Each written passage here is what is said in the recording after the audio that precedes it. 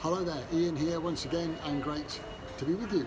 I've dropped into one of my favourite spots here for a bit of light refreshment, and I hope the message finds you well and in good spirits. The idea for today's sharing came from numerous experiences that I've had over the last couple of months, and after this had happened for a few times, it prompted me to share an idea that can help differentiate you from the competition and help you scale. So let me set the scene about my own experiences, and then I'll get on to the core idea. When you're aboard a plane, or when I was aboard planes over the last couple of months, I heard the same announcement, and the announcement had three parts. It was number one, welcome aboard, and thank you for flying with the name of the airline. Thank you for flying with us, and welcome aboard. Then it was, we're going to be late taking off. Then, we're sorry for any inconvenience this may cause. So, thanks for flying with us, we're going to be late, and we regret any inconvenience, we're sorry. But after I heard this message several times, I began to think, well, are you really sorry? You say that you are, that we're going to be inconvenienced in some way, but are you really sorry? Now, generally speaking, it's sort of good practice if you've let someone down, or that that you are sorry about something, you try and make it up to that person or organisation. Yeah, I'm sorry this happened to you. Here's a token of appreciation, and we really regret what's happened. Now, in the plane, I couldn't demand compensation for taking off late, because the airline didn't promise me that, and no airline that I've ever flown with promises on-time takeoff.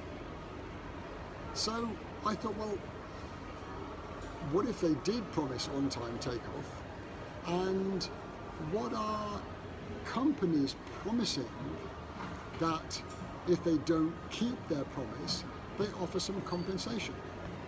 Think about that for a second. Brands like this one, for example, and others, you hear the phrase, the most trusted brand in that marketplace, a trusted brand in the whatever space. Brands have reached a state of preeminence in their market, largely because we trust them. So what can you do to help customers trust you? And I'm going to share the idea of your brand promises. What are the promises that you are making to your customers every time they do business with you that you intend to keep every time, and if you don't keep them, there's some compensation? So, how many promises do you need? Well, you need 3. That's my recommendation. Psychology tells us that customers need 3 good reasons for dealing with you. 3 beats 2, and 3 also beats 4. There's something about the number 3. So here are my quick guidelines for how to make your brand promises.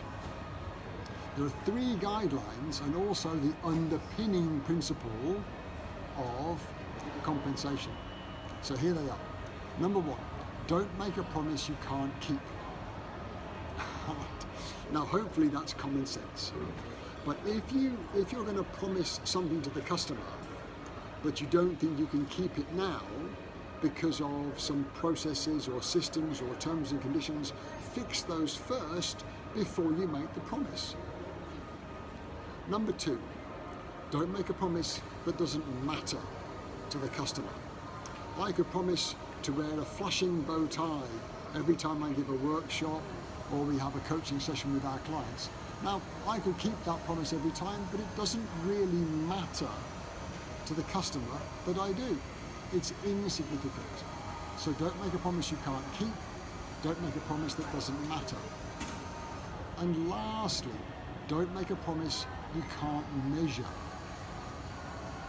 If you can't measure the extent to which you are keeping your promises, then if a customer wants to call you because or bring it to your attention that you didn't keep your promise, how do you know? So don't make a promise you can't keep, don't make a promise that doesn't matter, and don't make a promise that you can't measure. Here's one of my favorite examples. A company called Rackspace, they are a computer hosting company, and their 3 brand promises are as follows. And it's wrapped up in something that they call fanatical support. So number 1 is your phone gets answered, I think it's in 3 rings or less. So if you're an IT technician calling for computer support, the call gets answered in no more than 3 rings. It gets answered by a level 2 technician. So promise number 2 is a level 2 tech will answer the phone. Promise number 3 is your problem gets solved without call transfer. There's no need to escalate the problem, to pass it to another department. Your problem gets solved on that call. So they're the 3 brand promises that Rackspace make. Now, what are your brand promises? What promises are you making to your customers that matter, you can keep, or that you can keep, that matter, and that you can measure? I don't know what they are for you, but it's worth thinking about them. Now, lastly, of course, is the underpinning compensation element. What would you do for a customer if you failed to keep your promise? Now, if that's quite clear and you stand by it, this gives customers amazing confidence in dealing with you. You are going to promise that they get the same experience in dealing with you each and every time. And if you don't keep your promise, you'll pay them some compensation. It doesn't always have to be money, but you will do something to demonstrate that you're sorry about not keeping your promise. Now, having decided what you're going to promise, if you get that far, it's just as important to know what you are not promising. Now, Rackspace don't promise that their hosting service is the cheapest.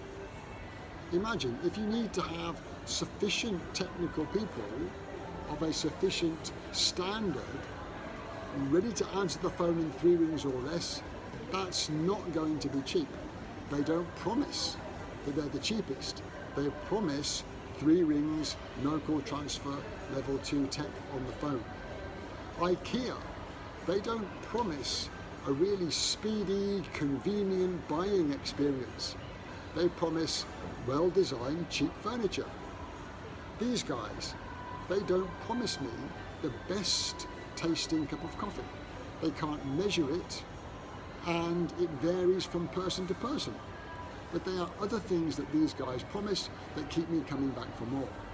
Now, here's the last idea. If you're really clear on your promises and your compensation plan if you don't keep them, this inspires continual improvement in your business.